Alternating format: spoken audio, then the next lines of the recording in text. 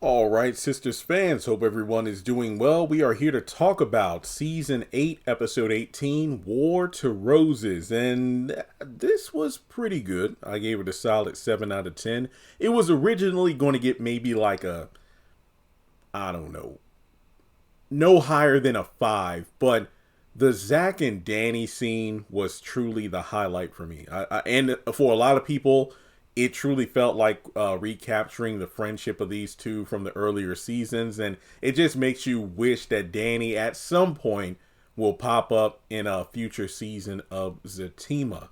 So before going into the breakdown, as always, I'd really appreciate it if you give the video a thumbs up, hit that subscribe button. We are, I think, around 600 or so people away from 290,000 subscribers, so please hit subscribe.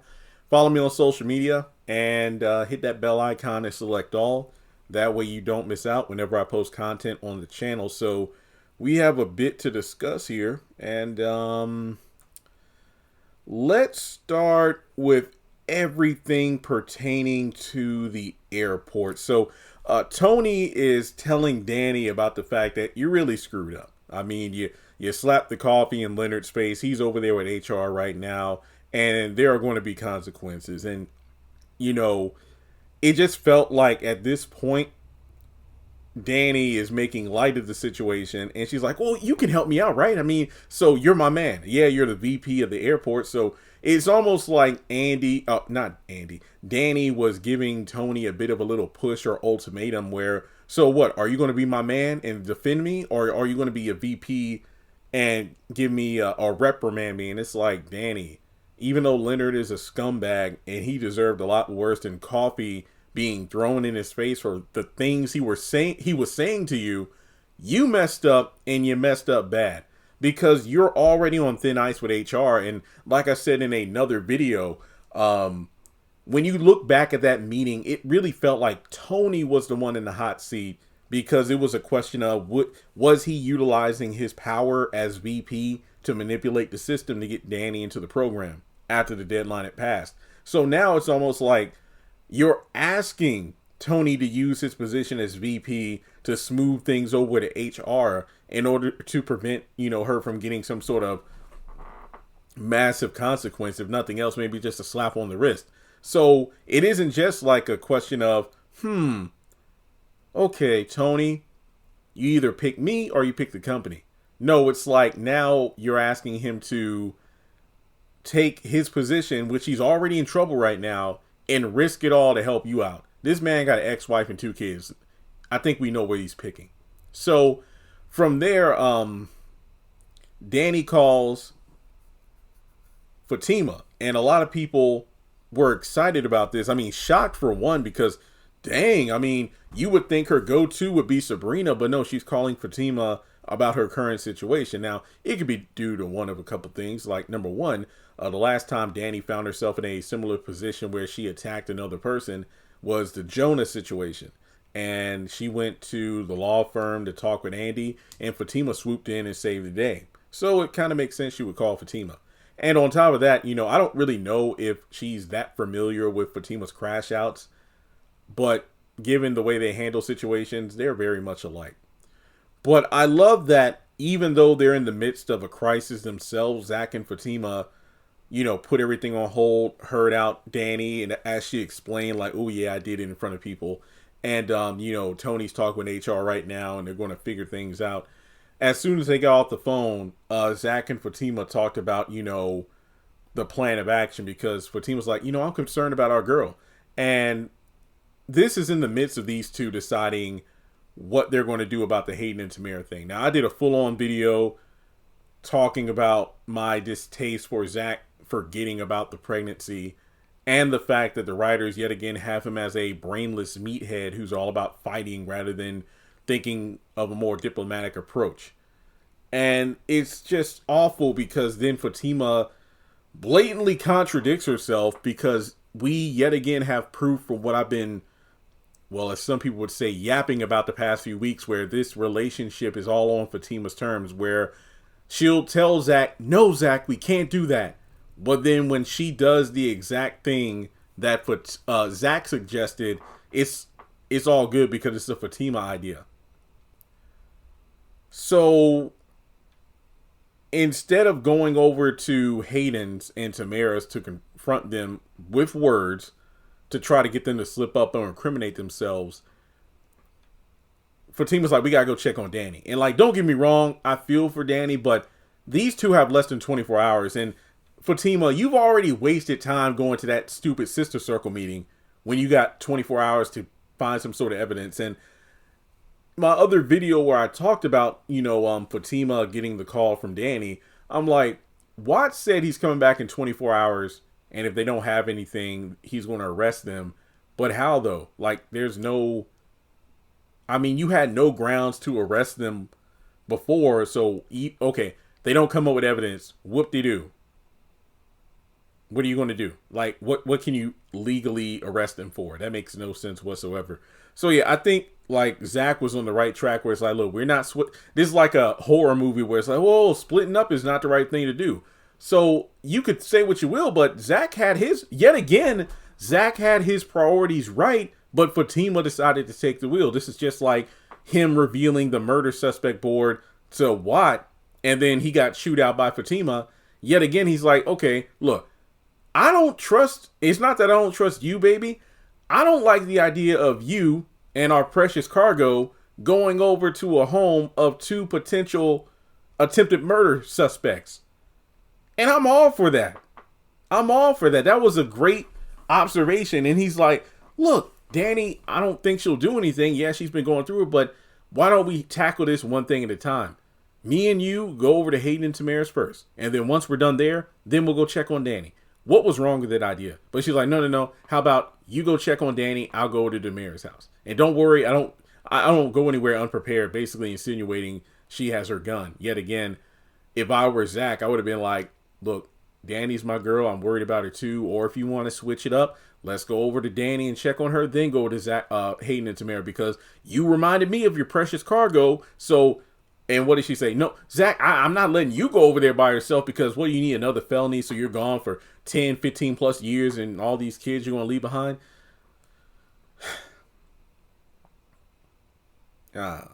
Maybe this goes in line with what DeVal said about, Fatima's crash outs being calculated and stuff like that. But either way, a crash out is a crash out, and she could wind up in trouble herself. I mean, you could almost say that, well, Fatima's going to do it because if she gets into a scuffle, it might be easier for her to get out than Zach. That's true, but are we yet again going to have a Fatima who's going to put herself in a vulnerable position while pregnant? I don't know. But we do know she eventually, goes over to Hayden and Tamara's place. So real quick, Zach goes over to the airport, and I really loved it. This is after Tony pops over to Danny real quick and just gives her a rundown of, well, for right now, you're out of the leadership program, so that's a no-go. You're out of the program.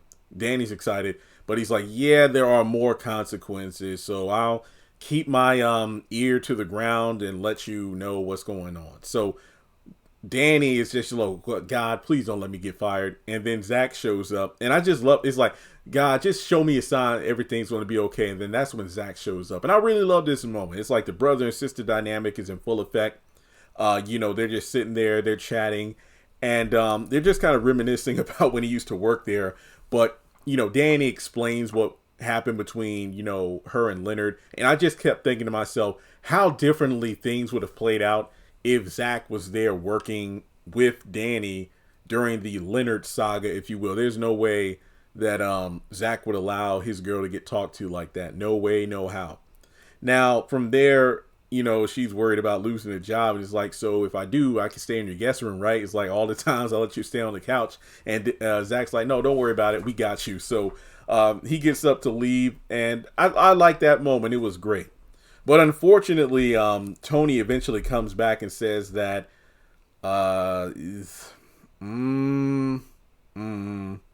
you're suspended with no pay. So things didn't turn out that well for Danny. But hey, what else would you expect? So over at the bank, we got Paige and Sabrina. Paige goes into Sabrina's office to say that Maurice and I are taking our, coffee break together. And we're kind of on, better terms, given the fact we had a homophobic customer earlier today and I defended him. And she just wants to take a moment to let Sabrina know that she's trying to put her best foot forward and make a change for the better, and admits to being jealous of Sabrina and she admires her. And Sabrina points out the fact that, are we supposed to be cool or something? Because, you said a lot of hurtful things, questioning my integrity and merit because of affirmative action and the fact that I got my job back. And you're acting like I just got handed the job when I had to fight for it. Paige, I got arrested for a crime I didn't commit. My name got dragged through the mud. I got fired. I lost everything. And I had to fight tooth and nail to get back to where I am. So for you to diminish that is really hurtful. So it's not like we're going to be cool after one little sit down. And for as good as this scene was, it definitely felt on the nose for Black History Month, especially with everything going on in the world right now, considering DEI and whatnot.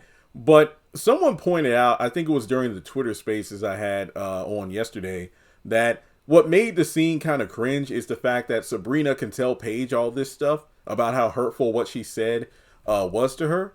Yet she constantly allows Maurice to not just talk to, her in a vulgar manner and disrespectful manner, but the way he conducts himself in an unprofessional way to coworkers and customers, and even, people from higher up like Damani in corporate. And that's completely unacceptable. Yet Paige, who is genuinely attempting to, make things right, you give her a hard time. And like I said, I can completely understand Sabrina not, just willingly accepting Paige on a whim, because every step of the way she's been micromanaging Sabrina, thinking she knows more than Sabrina, questioning her integrity, looking down on her, this, that, and the third. And you also have to remember the fact that due to Maurice making false allegations against Paige for doing sexual things to customers in the parking lot, similar to you, Sabrina, Paige got terminated for something she didn't do. And honestly, it's kind of ironic because Maurice was the one that spread the rumors about Paige. Maurice was indirectly the reason why the bank got robbed in the first place, and then he and Sabrina got fired. So if nothing else, you would think there'd be more of a kinship between her and Paige than her and Maurice, because both of them got accused of things they didn't do. Their professional reputations and integrity were questioned, and they both had to fight tooth and nail to get back to where they are. So that's what made the scene a bit to me. But from there, she does open up and talk to her about the sperm situation, and Paige mentions how her own sister went through a similar situation when she was trying to get pregnant. But yeah, she definitely came from a past with a bigoted grandmother and whatnot. So that's why Sabrina initially couldn't believe that Paige would stand up for Maurice in a situation like that with the rude customer. But, they kind of, get on better terms slowly but surely. And I'm glad it's not something that you could easily erase within one little, girl power powwow. Rich actually comes by the bank to talk with Sabrina, and in the midst of this, Paige's like, oh, well, visitors shouldn't be coming on company hours. Oh, never mind. I actually like that. It just showed that, yet again, baby steps, just like Maurice said last week with Paige, like, all right, okay, Penny, baby steps. And she's like, okay. So yeah, she's not going to instantly get rid of her by the books mentality. It's just going to take some time. So, unfortunately for Rich, Sabrina doesn't want to talk right then, right there. It's like, we'll meet up for dinner. And it's like, well, hey, I'll come by and pick you up. She's like, no, just let me know when and where. And I can drive myself because my car is here. And if you ask me, I feel like this is a sign of nothing good. This definitely gives off the the air of there's going to be a breakup in the near future. So, going back to the beginning of the episode, we pick up with Robin and Penelope seeing Andy and Jordan, where it's like, should we go over there? So it's like, sure. So they go over there. And Robin's like, Andy, surprised to see you. And then it's like, oh, I bet you are. And I'm like, oh, here we go with the BS. So we pretty much have an awkward exchange between the four of them. And Robin's like, hey, so would you two like to sit down? And they pretty much, double up. And things just get incredibly awkward to the point of Robin going, yep, look at the time. So he and Penelope dip. And you can't really blame him because Andy sits down with her jealous, self-righteous self going like, well, isn't it more appropriate to have a meeting with a client to discuss, legal strategies in the office? And Penelope rightfully claps back at her with that fake smile and going like, oh, you're the last person to try to tell somebody about what's appropriate and what's not. So Robin's like, yeah, let's go and rain check on lunch and I can drop you off at your brother's house. So they leave, and then the conversation shifts to Jordan being ticked off at Andy because it's like, yeah, now I see what's really going on, and that's the fact that you still have feelings for Robin. And Andy, you can tell she does because you could just look at the way she looked at Robin as he left to go get the car, and Penelope's like, well, aren't you a real gentleman, nice and polite and handsome? So yeah, that pretty much lets you know everything that needs to be known at the moment. And that's the fact that Andy still, I don't even know if it's really love. I think it's just the fact that, what's that saying they say? It's like nothing pisses off a woman more than a man being happy with another woman. And that's just messed up because Andy was the one that just friend zoned him and whatnot. But either way, Jordan gets under Andy's skin as she's leaving, and then she blurts out that I love Robin. So then they go to another restaurant, and that's where they pretty much break things off officially for good. Andy admits that while she never loved Jordan the way that, she wanted to, basically not being able to reciprocate the love Jordan had for her, which really is messed up because she said, I love you last season. She pretty much confirms and lays out the tired line, which is actually pretty accurate. Jordan, it's not you, it's me. I like men who try to control me and whatnot. And I love that Jordan pretty much confirmed what I said months ago. Like, Jordan is a placeholder. He is the nice, safe, polite, gentle, loving man that Andy needs, but isn't who she wants. To her, Jordan is boring. There is no thrill like there is with the likes of Gary. And I was 1,000% right. Now, given the fact that, yeah, she still loves Robin, I feel like at the core, Gary is the one she wants more than anyone else. And she even goes so far as to say, well, yeah, Gary is controlling. Robin isn't, but, with my absence from the office, he did, attempt a power grab. And I'm like, what power grab? He owns the firm. Sheesh. So from there, they pretty much officially, end it where Jordan even kind of strikes a low blow. Sometimes I even think maybe Gary helped me dodge a bullet, but it's a little too late for the impact, dude. Your career is shot. So, like it or not, Gary won. His goal was to screw you over by breaking up you and Andy, and at the same time hold your political career over the fire. And that's already taken care of. Like, you're out of the running for city councilman and whatnot. So Gary won. He won. Robin is technically his only other obstacle right now, but if Robin has any sense, he would just not even give Andy the time of day. Like, there really is no reason to. But aside from that, we're almost done here. So over at the hospital, Erica comes in and Gary thanks her for the help and whatnot. He was able to use his phone to call Hayden and everything, and says that as soon as I get my power of attorney and get control of my assets, I will take care of those loans, consider it done. But, he makes her go down on him. That's something that happens. But real quick, we go over to Hayden and Tamara, and it turns out we get some more confirmation about what went down the night of the stabbing. Hayden was outside of the banquet hall in his car, and Tamara was there as well. She was going to basically try to ruin the wedding before it happened by telling Andy about the fact that, hey, your fiance was sleeping around with me. Unbeknownst to her, like Hayden said, Girl, that won't gonna do anything. Andy was messing around with Gary when he was married and he has kids with his wife. Like, she doesn't care. And not to mention, of course, the Tamara Gary thing was over before he forced the engagement with Andy anyway.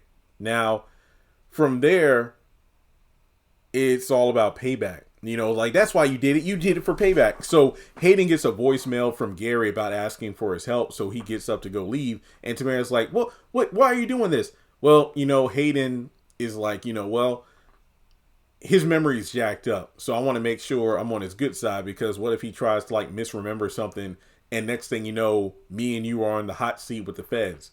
And then as soon as he goes to take a shower, she's like, what is it that you don't want him to remember, Hayden? So before leaving, apparently they had makeup sex. They had makeup sex. And he goes to the hospital. But then seconds later, Fatima comes in and forces her way into the home. So that leads to, the scuffle that they're going to have in the next episode. Now, Hayden shows up at the hospital. Apparently, he paid the guard outside the door $100. Sheesh. And Gary's asking for power of attorney. Now, Hayden does have a flashback to, when he got Tamara's phone and found out about the affair. So he's like, don't worry. We're together, Hayden. We're together, Gary, until the bitter end. And the last thing to talk about is, Karen reassures Aaron of her feelings for him and wait 10 minutes. He goes to her bedroom and they have a cringy sex scene, and that's it. So that is the episode in a nutshell. Thanks so much for tuning in. Like and subscribe, and I'll catch you in the next video.